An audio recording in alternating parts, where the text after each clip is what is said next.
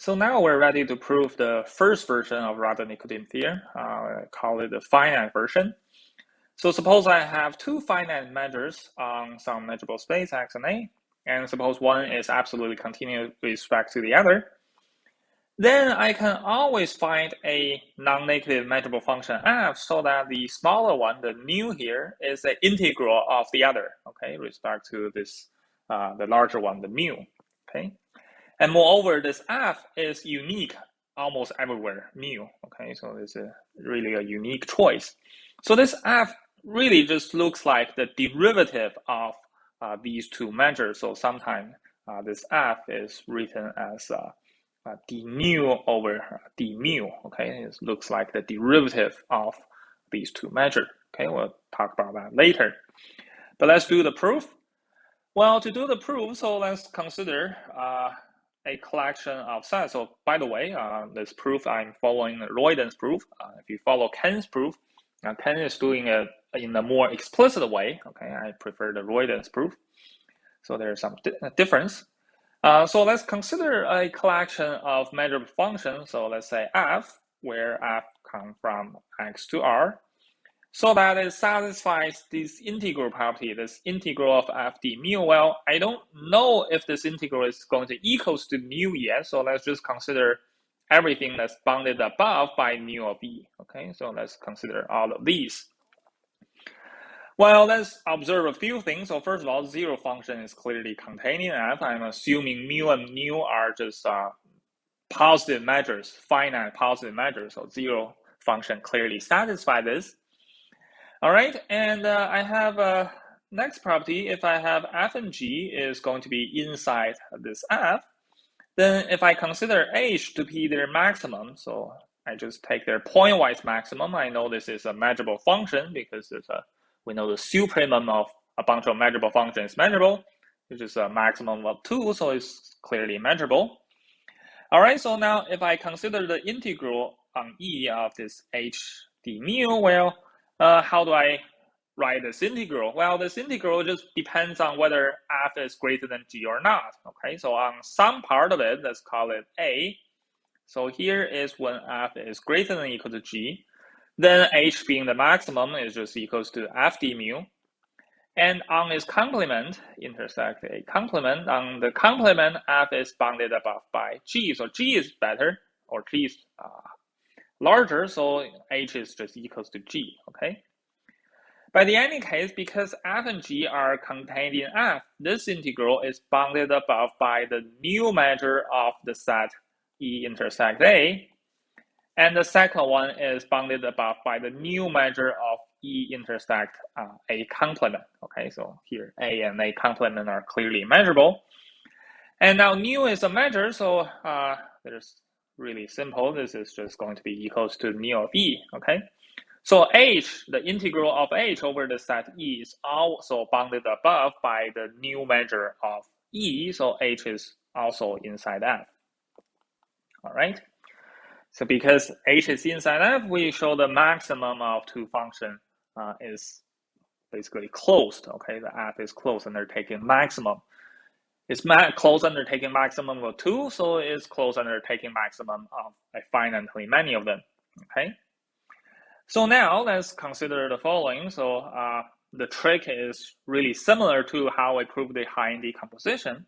So let's consider the supremum of all the integral of f d mu, where here f comes from this collection f, okay? Let's call this value alpha, okay? Well, first of all, let's show that alpha is finite, okay? So because for every f inside this f, okay, well, the integral of f d mu, well, this is just integral over the entire set, so this is bounded above by the nu of x, okay? We assume nu of x is finite because nu is a finite measure, so this integral is always bounded by nu of x, so the supremum is bounded above by the same nu of x. That's going to be less than infinity, okay?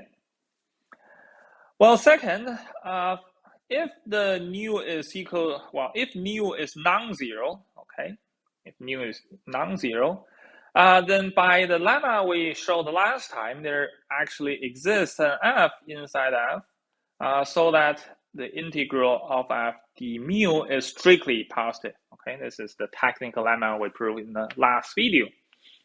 So because of that, we can show that alpha is going to be strictly positive. Okay, again, alpha is never going to be 0. Okay. Well, if mu is equal to 0, then, well, there's really nothing to prove for this Radon-Nikodym theorem. Just take f to be the 0 function and you're done. Okay, so we really just care about when mu is non-zero. Okay, so because of that, well, then I can find a sequence, let's call them fn inside f, so that the integral of fn d mu is going to be converging to alpha. Okay.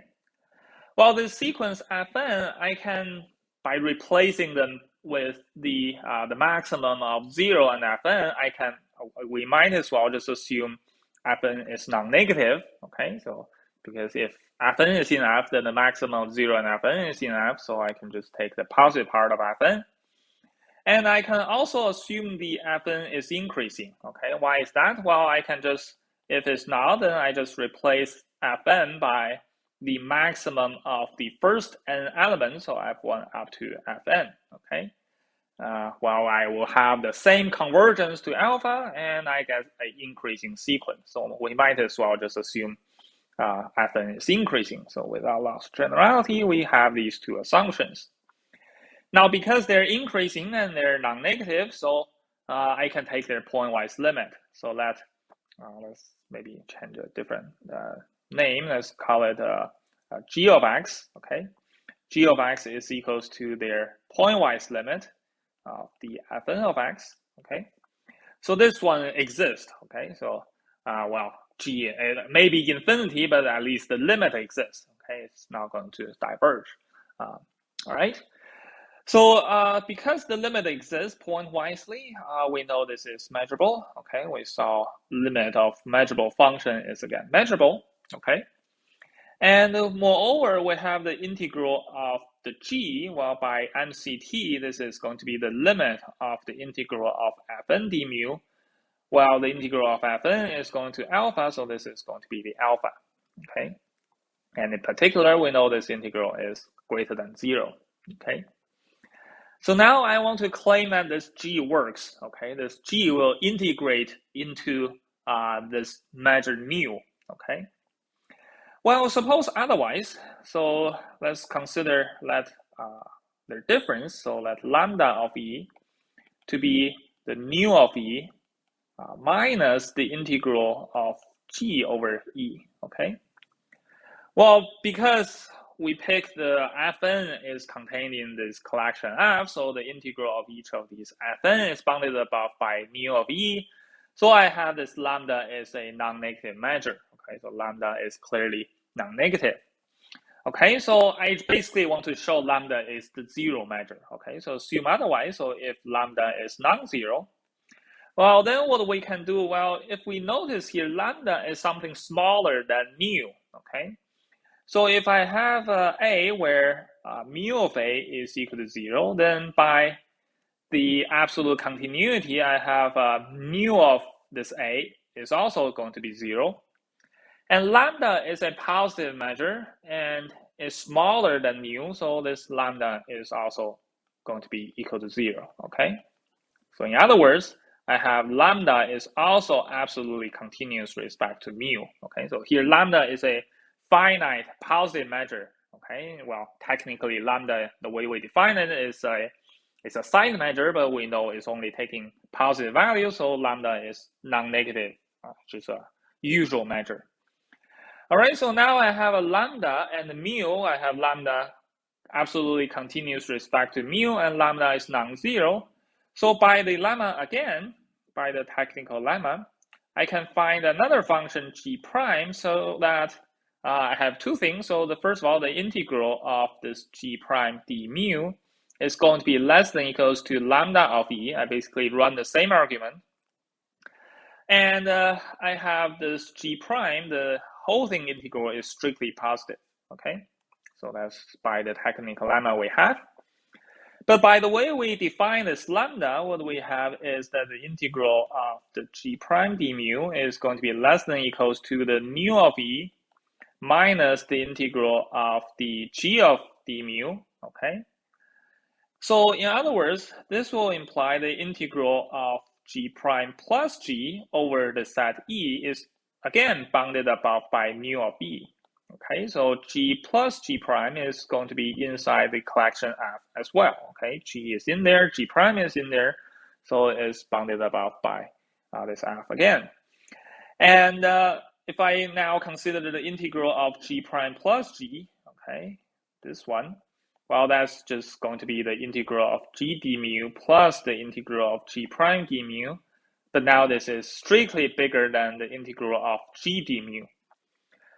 But integral of g d mu is already the supremum, is already the alpha we defined. Okay, now we find another thing that's from F, where the integral of the whole thing is strictly greater than the supremum, so that's a contradiction.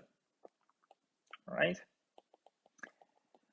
Well, the only assumption I make is that I assume lambda is non-zero. Okay, so if lambda is non-zero, then I can find a strictly positive g prime. Well, also because there's a contradiction, that just implies that lambda is going to be equal to 0. In other words, the difference between mu of e and the integral of this g d mu, okay, that's going to be 0. So mu of e is always given in this integral form. All right, so now as we find such a derivative, the g is called the Radon-Nikodym derivative.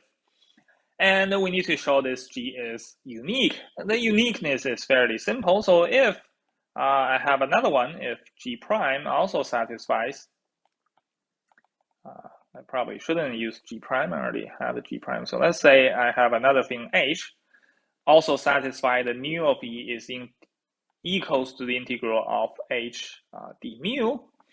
Okay, so then basically what it's saying is the integral over any measurable set E, the h minus g d mu is going to be equal to 0. Okay, so in particular, if you pick E to be everything where h minus g is positive, okay, well, then you have that integral over such E, the h minus g is going to have integral 0. Well, h minus g on this E is a non-negative function. Integral is equal to 0, so we have that h minus g is just going to be 0 almost everywhere. So h of x equals to g of x almost everywhere on the set E. Okay, this is mu almost everywhere. And you do the same for the negative part. Okay, so you consider where h minus g is less than or equal to 0, and basically you conclude the same.